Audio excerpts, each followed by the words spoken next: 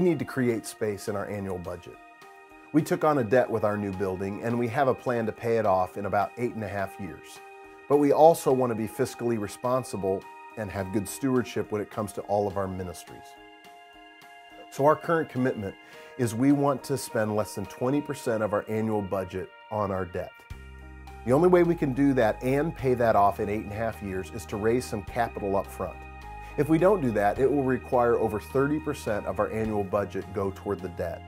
We think it's best stewardship of our ministries and our staff to have it be less than 20%.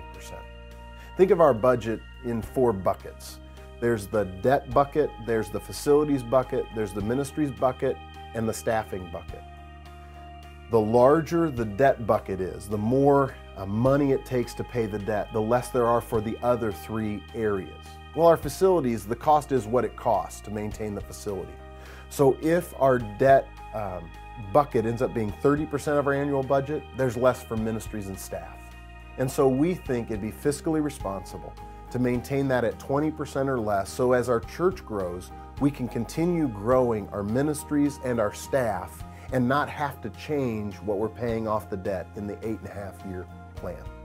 The average church our size has 1 staff member for every 71 attenders. And a staff member can be a pastor, a custodian, an administrative assistant, 1 staff member for every 71 attenders. That's average for churches our size.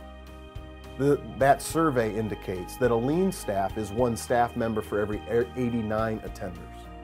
Our most recent survey and statistics tell us we have 1 staff member for every 120 attenders.